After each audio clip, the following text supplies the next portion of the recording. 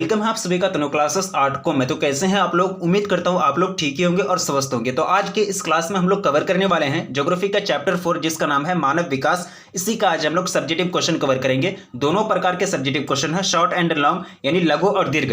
इससे पहले हम लोगों ने इस चैप्टर का थ्योरी एक्सप्लेनेशन कंप्लीट रूप से पढ़ा है। जो भी इस चैप्टर का थ्योरी नहीं पढ़े हैं तो प्लीज पहले थ्योरी को पढ़ेंगे, उसके बाद आप चैप्टर का जो क्वेश्चन है उसको आप सॉल्व करेंगे। ठीक है, तो इस चैप्टर से जो भी क्वेश्चन बोर्ड एग्जाम में पूछे जाते हैं वो सभी क्वेश्चन को हम लोग कवर करेंगे। काफी इंपॉर्टेंट क्वेश्चन है और हर एक चैप्टर का सब्जेक्टिव क्वेश्चन को कवर करना जरूरी है, क्योंकि बोर्ड एग्जाम में जो आपका क्वेश्चन आएगा इसी के अंतर्गत पूछा जाएगा, मतलब इसी में से आपको क्वेश्चन पूछा जाएगा। ठीक है, तो चलिए स्टार्ट करते हैं। एट फर्स्ट क्वेश्चन आपका स्क्रीन पर क्या पूछा गया है कि मानव विकास के 3 मूलभूत क्षेत्र कौन से हैं। ठीक है, या फिर मानव विकास के 3 मूलभूत क्षेत्र के नाम लिखें, या फिर ऐसे भी क्वेश्चन पूछा जा सकता है कि मानव विकास के मूलभूत क्षेत्र क्या क्या है। ठीक है, मतलब क्वेश्चन जो है घुमा फिरा करके किसी भी तरह से पूछा जा सकता है, लेकिन आपको पूछा जा रहा है किसके बारे में? मानव विकास के मूलभूत क्षेत्र यानी टोटल जो है मूलभूत क्षेत्र के बारे में पूछा जा रहा है। 3 क्षेत्र हैं। ठीक है, तो सबसे पहले आप डायरेक्टली यहां बहुत सारे बच्चा क्या करेंगे, डायरेक्ट लिख देंगे मानव विकास के 3 मूलभूत क्षेत्र। डायरेक्टली 3 मूलभूत क्षेत्र का नाम लिख देंगे। नहीं, ऐसा नहीं करना है। अगर आप अच्छा से नंबर लाना चाहते हैं, अच्छा से कॉपी को सजाना चाहते हैं, यानी अगर ज्यादा से ज्यादा मार्क्स गेन करना चाहते हैं, तो क्वेश्चन का जो आंसर देने का तरीका है, तो सबसे पहले आप क्या करेंगे, मानव विकास को डिफाइन करेंगे। यानी मानव विकास क्या है, मानव विकास से आप क्या समझते हैं उसके बारे में 2 लाइन लिखेंगे। उसके बाद आप क्या करेंगे, 3 मूलभूत क्षेत्र जो है उसके वो चीज को लिखेंगे। ठीक है, तो मानव विकास हम लोग जानते हैं ह्यूमन डेवलपमेंट जो होता है वो एक व्यक्तियों का ऐसा विकास होता है जो वो अपना जीवन को अच्छी तरह से गुजार सके, अच्छा तरह से जीवन यापन कर सके। ठीक है, यानी अगर परिभाषा देखा जाए तो मानव विकास व्यक्तियों का ऐसा विकास है जो मानवीय क्षमताओं को बढ़ाकर प्राप्त किया जाता है। यानी मानव विकास का सीधा सीधा मतलब यह हुआ कि मानव में ऐसे गुण को प्रदर्शित करना है, ऐसा गुण का समावेश करना है, ऐसा विकास करना है ताकि वो हर एक काम को करने के लायक बन जाए, हर एक काम को करने की जो क्षमता है, कैपेसिटी है, उसको अचीव कर ले, उसको प्राप्त कर ले और अपने अनुसार जिंदगी को गुजार सके, अपने अनुसार जीवन यापन कर सके, अपने अनुसार अवसरों की जो एक तरह से अवसर का जो चयन होता है, जो भी मतलब एक तरह से कार्य होते हैं, अपने मनपसंद के कार्य कर सके। ठीक है, यह होता है मानव विकास। अब देखिए इसके 3 मूलभूत जो क्षेत्र हैं, पहला क्षेत्र है शिक्षा, दूसरा है स्वास्थ्य और तीसरा जो है वो क्या है, संसाधनों तक पहुंच। सबसे पहले आप तीनों पॉइंटों को याद रखेंगे।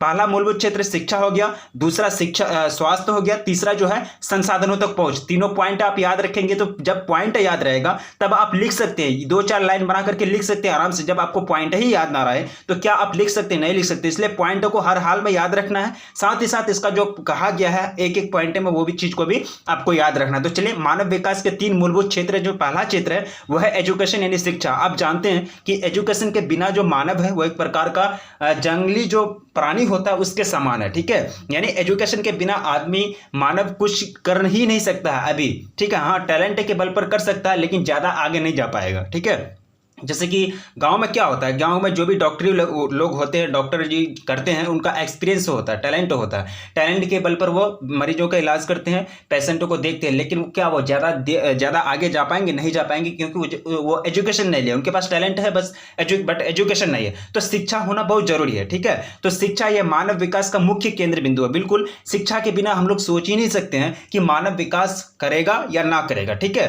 तो यह मूलभूत मुख्य केंद्र बिंदु है। शिक्षा के द्वारा मानव को ज्ञान, शिक्षण तथा प्रशिक्षण देकर एक विकसित मानव बनाया जाता है। यानी ज्ञान देकर जो भी नॉलेज होती है, जो भी ज्ञान होती है, वो सारा चीज इसमें प्रोवाइड की जाती है, मानव को दी जाती है। शिक्षा के माध्यम से शिक्षण दिया जाता है। ठीक है, प्रशिक्षण दिया जाता है, मतलब एक तरह से ट्रेनिंग भी दी जाती है, कौन सा वर्क किस प्रकार से करना है, कौन सा वर्क में, कौन सा क्षेत्र में क्या वर्क होते हैं, उसको करने का क्या क्या तरीका है, ये सब जो है एक तरह से शिक्षा के माध्यम से दी जाती है। ठीक है, जैसे कि अगर प्रशिक्षण होना जरूरी है, ट्रेनिंग लेना बहुत जरूरी है। अगर आप इंजीनियरिंग वर्क करेंगे तो इंजीनियरिंग को एक ट्रेनिंग चाहिए, उसको अच्छा से अपना वर्क करने के लिए जो एक तरह से स्किल्स होती है उसको डेवलप करना बहुत जरूरी होता है। ठीक है, ये सब का पॉसिबल बनाने का जो कार्य है, ये पॉसिबल कौन बनाया? शिक्षा ही बनाया। शिक्षा के द्वारा सब चीज को पूरा किया जाता है। ठीक है, अब देखिए दूसरा जो मूलभूत क्षेत्र है वो है स्वास्थ्य यानी हेल्थ। अब देखिए हेल्थ के बारे में अरस्तु का तो नाम सुने होंगे आप लोग, एरिस्टोटल 9th क्लास में आप लोग सुने हैं 100%। अगर आप लोग पढ़े हैं तो एरिस्टोटल यानी अरस्तु का नाम सुने होंगे। अरस्तु अपने शब्दों में कहते हैं, वो क्या बोलते हैं कि शिक्षा स्वस्थ शरीर में स्वस्थ मस्तिष्क का निर्माण करती है, यानी education is the creation of a sound mind in a sound body. ठीक है, यानी अरस्तु का कहना है कि शिक्षा जो है स्वस्थ शरीर में, यानी स्वस्थ शरीर, अब देखिए ये पॉइंट, आप देखिए ये लाइन, स्वस्थ शरीर में ही स्वस्थ मस्तिष्क का निर्माण होगा। अगर सोचिए, अगर आपका स्वस्थ शरीर ना है, नहीं है, तो अब क्या मस्तिष्क का सही ढंग से निर्माण हो पाएगा या फिर मस्तिष्क का विकास सही ढंग से हो पाएगा? जब मस्तिष्क का विकास नहीं हो पाएगा तब मानव का विकास तो हो नहीं पाएगा। मानव का विकास ही क्या कहलाता है? मस्तिष्क का विकास। यानी मानव का विकास के अंतर्गत 3-4 पॉइंट आ जाते हैं, शिक्षा, स्वास्थ्य और संसाधनों तक पहुंच। तभी क्या होगा? मानव का अच्छा ढंग से विकास होगा, मानव अच्छा से जीवन गुजर बसर कर सकेंगे। तो मानव विकास के 3 मूलभूत क्षेत्र में से दूसरा जो मूलभूत क्षेत्र है वह है स्वास्थ्य, यानी हर एक आदमी को स्वस्थ होना चाहिए, जीवन यापन अच्छे से गुजरना चाहिए, उनका कोई बीमारी नहीं, कोई रोग नहीं, कोई डिजीज नहीं होनी चाहिए। ठीक है, तो अरस्तु कहते हैं कि शिक्षा स्वस्थ शरीर में स्वस्थ मस्तिष्क का निर्माण करती है। स्वस्थ व्यक्ति की कार्य क्षमता अधिक होती है। बिल्कुल, अगर आप स्वस्थ रहेंगे तो कार्य अधिक करेंगे। अगर आप स्वस्थ ना रहेंगे तो कोई भी कार्य, सिंपल वाला वर्क भी नहीं कर पाएंगे। मतलब जो सिंपल वर्क होता है अपना दैनिक जीवन में, नहाना धोना, अपना कार्य खुद नहीं कर पाएंगे आप, अगर आप स्वस्थ नहीं रहेंगे। ठीक है, तो एक अच्छा विकास करने के लिए, मानवों को अच्छा कार्य करने के लिए, अच्छा अचीव करने के लिए, अच्छा क्षमता को अचीव करने के लिए उनका स्वस्थ होना बहुत जरूरी है। ठीक है, इससे उत्पादन में वृद्धि होती है। अगर आप कार्य ज्यादा करेंगे, अगर कार्य क्षमता ज्यादा होगा, वर्क कैपेसिटी ज्यादा होगा, तो आप जो भी कार्य करेंगे, जो भी फैक्ट्री में रहेंगे तो वहां उत्पादन होगा ना, अच्छा से अच्छा वस्तु आप बनाएंगे, अच्छा से अच्छा काम करेंगे तो वहां उत्पादन बढ़ेगा। तो उत्पादन में क्या होगी? वृद्धि होगी, तथा प्रति व्यक्ति आय में भी वृद्धि होगी। सही बात है, जब आप स्वस्थ रहेंगे तो प्रति व्यक्ति आय में वृद्धि क्यों ना हो? आप तो काम कर रहे हैं, आप स्वस्थ हैं, अच्छे हैं, बिल्कुल कोई रोग नहीं है, तो काम कर रहे हैं, तो उत्पादन में वृद्धि हो रही है, तो उत्पादन में वृद्धि हो रही है तो 100% वहां आय में वृद्धि होगी, आपका इनकम बढ़ेगा, तो वहां आय में क्या हो जाती है? वृद्धि हो जाती है। दूसरा क्षेत्र हो गया। अब देखिए तीसरा जो क्षेत्र है वह है संसाधनों तक पहुंच, यानी एक्सेस टू रिसोर्सेज। यानी संसाधनों तक पहुंच कहने का मतलब यह हुआ, आप अगर समाज में रह रहे हैं,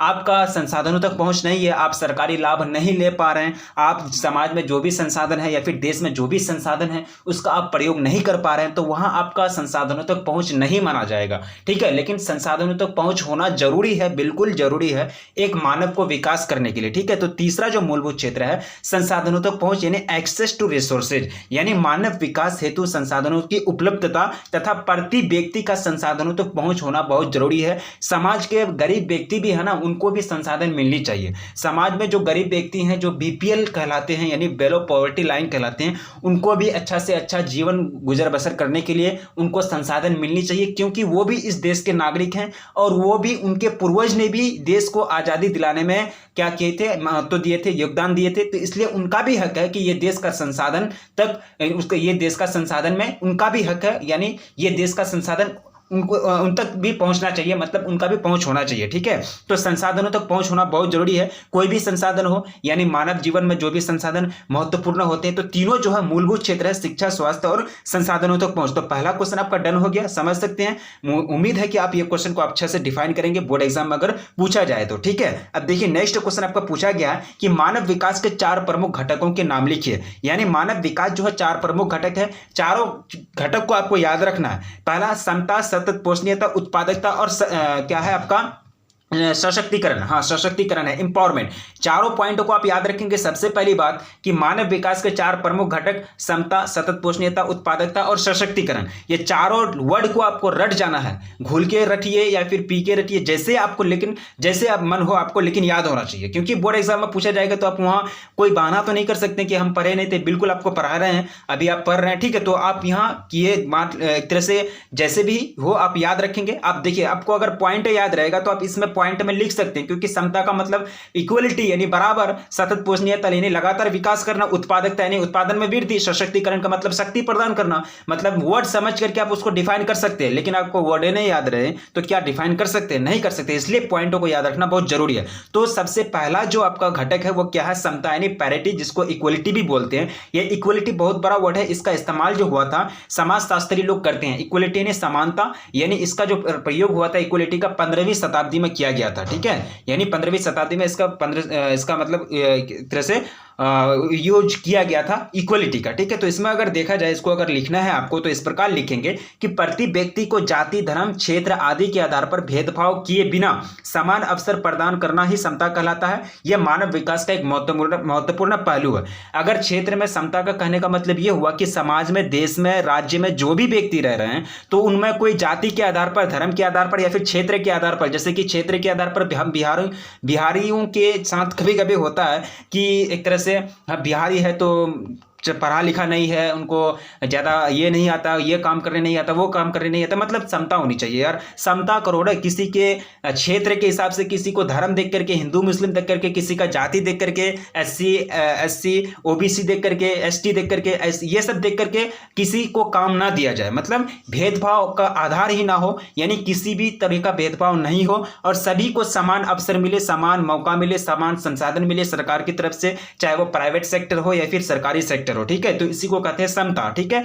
और ये मानव विकास का महत्वपूर्ण पहलू है। मानव को विकास करने के लिए समाज में अगर कहेंगे आप कि नहीं ये मुस्लिम है, ये हिंदू है, इनको दूर रखो, या फिर ये क्षेत्र, ये बहुत अच्छा क्षेत्र से आता है, ये डेवलप एरिया से आता है, इनको दूर रखो, ये इसका जाति अलग है, इसको दूर रखो, नहीं, बिल्कुल किसी प्रकार का भेदभाव नहीं करना है। अगर भेदभाव करते हैं तो वहां फिर मानव का विकास नहीं हो पाएगा, ठीक है। तो ये पहला शर्त है। दूसरा जो है वह क्या है, सतत पोषणीयता, यानी सस्टेनेबिलिटी, ठीक है। तो इसका क्या अर्थ होता है सतत पोषणीयता? इसका अर्थ है अवसरों की उपलब्धता में निरंतरता। सतत पोषणीयता में प्रत्येक पीढ़ी को समान अवसर मिलता है। इसमें वर्तमान पीढ़ी भावी पीढ़ी को ध्यान में रखकर संसाधनों का प्रयोग करता है। वही बात मैंने आप लोगों को कई बार पढ़ाया है सतत पोषणीयता के बारे में, सस्टेनेबिलिटी के बारे में, ठीक है। अब देखिए, सिंपल आपको परिभाषा याद नहीं रखना, कोई जरूरी नहीं है कि यही परिभाषा आप रट के जाएंगे। सिंपल सी बात याद रखना कि सतत पोषणीयता एक ऐसी विकास है जिसमें संसाधनों का प्रयोग किया जाता है और यह भी ध्यान में रखा जाता है कि आने वाला जो पीढ़ी है, यानी भावी पीढ़ी, यानी हमारे जो जनरेशन आने वाले हैं, उनको कोई दिक्कत ना हो, उनको संसाधनों की कमी का महसूस ना हो, यानी संसाधनों की कमी का सामना ना करना पड़े। तो उनको ध्यान में रखते हुए विकास करना, यानी आने वाली पीढ़ी, आने वाले जनरेशन को ध्यान में रखते हुए संसाधनों का प्रयोग कर विकास करना ही क्या कहलाता है, सतत पोषणीयता कहलाता है, ठीक है। दूसरा पॉइंट समझ गए। तीसरा जो पॉइंट है उत्पादकता, यानी प्रोडक्टिविटी, ठीक है। तो जब देखिए उत्पादकता कब बढ़ेगा, जब मानव का विकास होगा, मानव को ज्यादा ज्ञान मिलेगा, ज्यादा शिक्षा मिलेगा, तो उनमें एक तरह से क्षमता आएगी, कैपेसिटी आएगी, प्रशिक्षण अगर उनको देंगे तो कैपेसिटी आएगी, तो उत्पादकता उस टाइम क्या हो जाएगा, बढ़ जाएगा, यानी प्रोडक्टिविटी बढ़ जाएगा। तो मानव क्षमताओं में बढ़ोतरी, चिकित्सा में सुधार इत्यादि कर मानव को बेहतर कार्य क्षमता प्रदान किया जा सकता है। साथ ही ज्ञान व कौशल में वृद्धि होती है। बहुत अच्छी बात है। उत्पादकता कब बढ़ेगा किसी इंसान का, किसी मानव का, जब उसको आप ट्रेनिंग देंगे, जब उसको आप कैपेसिटी देंगे, जब उसको आप शिक्षा देंगे, जब उसको आप ज्ञान देंगे, तब उसका क्या हो जाएगा, काम करने का जो रेट है वो बढ़ जाएगा। मतलब वो काम ज्यादा करेंगे, जब काम ज्यादा करेंगे तो उत्पादन ज्यादा होगा, ज्यादा सामान बनेगा फैक्ट्री में, समाज में जहां भी काम करेंगे तो ज्यादा से ज्यादा सामान का निर्माण होगा, वस्तु का निर्माण होगा, प्रोडक्ट बनेगा। और उस स्थिति में क्या हो जाएगी कि आय, यानी प्रति व्यक्ति आय भी बढ़ेगी। जब प्रति व्यक्ति आय बढ़ेगी तो देश का भी विकास होगा, मतलब विकास ही विकास है, ठीक है। अब देखिए चौथा जो पॉइंट है वो क्या है, सशक्तिकरण, यानी इंपावरमेंट। इंपावरमेंट कहने का मतलब ये हुआ कि मानव को वो शक्ति प्रदान कीजिए, वो शक्ति दीजिए, वो ताकत दीजिए, वो उसको एनर्जी दीजिए जिसके कारण, जिसका इस्तेमाल करते हुए, जिसका प्रयोग करते हुए वो अपना जीवन में अपने मन चाहे काम को कर सके, यानी अपना मन चाहे अवसर को तलाश कर सके और उसको मन चाहे अवसर के साथ अपना कार्य को कर सके, ठीक है। यानी सशक्तिकरण इसी को कहते हैं इंपावरमेंट। अगर इसको परिभाषित करना है, परिभाषा देना है, तो मानव को अपना विकल्प स्वतंत्र रूप से चुनने के लिए शक्ति प्रदान करना ही क्या कहलाता है, सशक्तिकरण कहलाता है, ठीक है। देखिए परिभाषा को रटना नहीं है, ये चीज आप रटेंगे, ये बिल्कुल मैं रटने के लिए कर रहा हूं, जैसे भी आप याद रखेंगे पॉइंट को आपको रटना है, जैसे आप याद रखेंगे रट के रखिए या फिर कुछ करके रखिए, ठीक है, माइंड में रखिए या फिर चिप्स डाल लीजिए माइंड में, ठीक है, लेकिन आपको याद रखना पॉइंट को। लेकिन परिभाषा को मैं रटने के लिए मना करता हूं, परिभाषा आप समझिए, समझ करके आपको खुद से आंसर देना है, ठीक है, रटना नहीं है, रटने वाली बिल्कुल बात नहीं है, ठीक है। तो सशक्तिकरण समझ गए, सशक्तिकरण ऐसा शक्ति प्रदान करना है मानव को जिससे वो अपने अनुसार अवसरों का चयन कर सके और अपने अनुसार जीवन यापन कर सके, अपने अनुसार रोजगार को खोज सके और अपने अनुसार अपना मन चाहा काम को कर सके, उसी को कहते हैं सशक्तिकरण। सशक्तिकरण का एक तरह से डायरेक्टली यही एम होता है कि मानव को शक्ति प्रदान करो, पावर दो। पावर, इंपावरमेंट मतलब पावर सप्लाई करो मानव को, ऐसा पावर सप्लाई करो कि जिंदगी में उसको कोई कष्ट का सामना ना करना पड़े, ठीक है। ये तो चारों आप समझ गए, ये क्या है, मानव विकास के 4 प्रमुख घटक समझ गए, इस प्रकार से आप डिफाइन कर सकते हैं। ये महत्वपूर्ण क्वेश्चन है, अगर ये चैप्टर में अगर हाथ पर गया अगर एग्जामिनर का, तो यहीं से क्वेश्चन आपको उठा के पूछ देगा, ठीक है। अब देखिए पूछा गया है कि मानव विकास के क्या पूछा गया कि मानव विकास सूचकांक के आधार पर देशों का वर्गीकरण किस प्रकार किया जाता है। मानव विकास सूचकांक यानी एचडीआई रिपोर्ट जो होता है, ह्यूमन डेवलपमेंट इंडेक्स, जिसको शॉर्ट में एचडीआई कहते हैं, और इसका जो अवधारणा दिया था डॉक्टर महबूब उल हक ने दिया था, जो पाकिस्तान के थे और वहां के 10वें वित्त मंत्री भी रह चुके हैं, और उनका दोस्ती जो है प्रो अमर्त्य सेन से काफी ज्यादा थी, जो भारत के रहने वाले थे। ठीक है, ये एचडीआई का संकल्पना किसने दी थी? डॉक्टर महबूब उल हक। ठीक है, लेकिन यहां आपको कुछ और पूछा है कि मानव विकास सूचकांक के आधार पर देशों का वर्गीकरण किस प्रकार किया जाता है। तो सबसे पहले आप मानव विकास को समझेंगे। मानव विकास को पता ही नहीं कि मानव विकास क्या है, तो आप वहां क्या आंसर देंगे? नहीं दे पाएंगे। तो सबसे पहले आपको मानव विकास को सूचकांक को समझना होगा, यानी ह्यूमन डेवलपमेंट इंडेक्स क्या होता है उसको समझना होगा। ठीक है, तो मानव विकास सूचकांक यह एक विश्व स्तरीय सूचकांक है, यानी इंडेक्स है, जो विश्व के सभी देशों का स्वास्थ्य शिक्षा संसाधनों तक पहुंच। अब देखिए, स्वास्थ्य शिक्षा संसाधनों तक पहुंच, क्या इसको रटेंगे? नहीं, रटना नहीं। ये आपका तीनों क्या है? मानव विकास के मूलभूत क्षेत्र, स्वास्थ्य, शिक्षा और संसाधनों तक पहुंच। अभी जस्ट मैंने फर्स्ट क्वेश्चन आपको कराया, शिक्षा, स्वास्थ्य और संसाधनों तक पहुंच, ये तीनों क्या है? मानव विकास के मूलभूत क्षेत्र हैं। तो मानव विकास के मूलभूत क्षेत्र तक पहुंच होने के लिए उसी के आधार पर, यानी यही तीनों के आधार पर आदमी एक तरह से देश का संसाधन मानव विकास को आंका जाता है। इसी तक पहुंच के आधार पर मूल्यांकन किया जाता है, और इसी के मूल्यांकन के आधार पर एक रिपोर्ट तैयार किया जाता है, जिसको कहते हैं एचडीआई रिपोर्ट, यानी ह्यूमन डेवलपमेंट इंडेक्स। और जिस देश का अगर स्वास्थ्य और शिक्षा और संसाधनों तक पहुंच अच्छा है, जिस देश में लोग अच्छे स्वस्थ हैं, वहां की शिक्षा प्रणाली अच्छी है, वहां के लोग अच्छे से संसाधनों तक पहुंच बना रहे हैं, या फिर संसाधनों तक पहुंच है, वो लोग अच्छा विकास कर रहे हैं, अच्छा जीवन गुजर बसर कर रहे हैं, तो वो लोग का जो स्कोर होगा, वो देश का जो स्कोर होगा, यानी उसका जो रैंक होगा उसका हाई होगा। ठीक है, उसका रैंक ज्यादा मिलेगा, वो फर्स्ट रैंक में आएगा। ठीक है, जैसे कि नॉर्वे जो है, नॉर्वे छोटा कंट्री है, बाकी सब बहुत बड़ा बड़ा कंट्री है दुनिया में, अमेरिका, रूस, जापान, ठीक है, ये सब है, लेकिन ये लोग मानव विकास की जब बात की जाती है तो ये लोग पिछड़ जाते हैं। मतलब मानव विकास नहीं किया है, सिर्फ संसाधन का है, संसाधन भरा हुआ हथियार है, लेकिन मानव विकास नहीं किया। नॉर्वे जैसा कंट्री जो है टॉप करता है एचडीआई रिपोर्ट में। ठीक है, अब देखिए, सबसे महत्वपूर्ण बात ये हो जाती है कि एचडीआई का जो रिकॉर्ड होता है, इसका जो स्कोर होता है 0 से 1 के बीच होता है। ये बात आप याद रखेंगे। जैसे भारत को 2019 में इस भारत का जो स्कोर था 0.645, इसको 665 ना पढ़िएगा, गलती हो जाएगा। 0 के यानी दशमलव के बाद उसको अंक में पढ़ना पड़ता है, डिजिट में। ठीक है, 0.645 यानी 0.645 इसका रैंक था। मतलब इसका कहने का मतलब ये हुआ कि एचडीआई का जो स्कोर होता है वो 0 से 1 के बीच होता है। ठीक है, अब चलिए, आपको क्वेश्चन क्या पूछा गया कि देशों का वर्गीकरण, यानी एचडीआई के आधार पर देशों का वर्गीकरण किस प्रकार किया जाता है। तो चलिए देखते हैं। तो मानव विकास सूचकांक के आधार पर देशों का वर्गीकरण निम्नलिखित आधार पर किया जाता है। पहला जो आधार है, अति उच्च मानव विकास वाला देश, यानी सबसे ज्यादा एचडीआई रिपोर्ट जिसका है, तो उसको पहला क्या कहेंगे? अति उच्च मानव विकास वाला देश। यानी इस प्रकार के देशों का जो एचडीआई स्कोर होता है 0.8, यानी 0.8 से ऊपर होता है। ठीक है, जिसकी श्रेणी में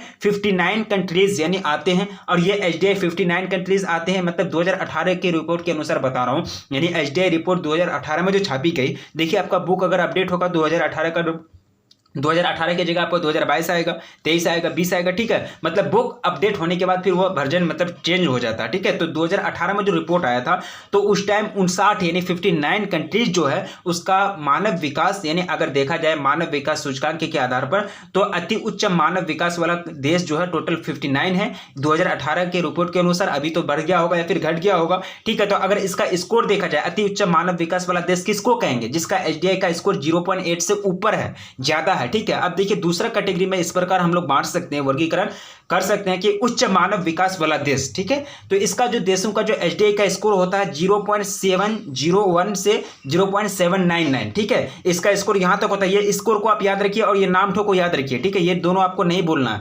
और ये जो है, इसमें इसकी श्रेणी में 53 कंट्रीज आते हैं। 2018 का अगर रिपोर्ट देखा जाए, देखिए 2018 का रिपोर्ट हम आपको दे रहे हैं, लेकिन 2020 का क्यों नहीं दे रहे? 2020 का बुक अपडेट होगा, खुद हम बताएंगे। ठीक है, अब देखिए, दूसरा जो पॉइंट है, दूसरा पॉइंट हो गया। तीसरा जो है मध्यम मानव विकास वाला देश, इसका जो स्कोर होता है 0.550 से 0.70 के बीच होता है। ठीक है, तो इसका स्कोर आपको याद रखना है, कौन सा किसका स्कोर कहां से कहां तक होता है। अब देखिए, ये सारा स्कोर 0.10 से लेकर 1 के बीच है। मैंने आपको क्या बताया यहाँ कि इसका जो स्कोर होता है 0 से 1 के मध्य यानी बीच होता है। इससे 0 से कम नहीं होगा या फिर 0 के 1 से ज्यादा नहीं होगा। ठीक है, इसका रिपोर्ट मतलब इसका स्कोर यहीं तक लाइज करता है। अब देखिए, नेक्स्ट पॉइंट है कि निम्न मानव विकास वाला देश, मतलब टोटल 4 कैटेगरी में बांटा गया है। देखिए आप 4 कैटेगरी में निम्न मानव विकास वाला देश, तो इस प्रकार के देशों का जो एसडीआई स्कोर होता है 0.549 से ज्यादा होता है, मतलब कम होता है, ठीक है, कम रहा है। तो इस प्रकार आप 4 श्रेणी में बांट देंगे। यहाँ आपको अगर क्वेश्चन पूछा जाएगा कि मानव विकास सूचकांक के आधार पर देशों का वर्गीकरण करें,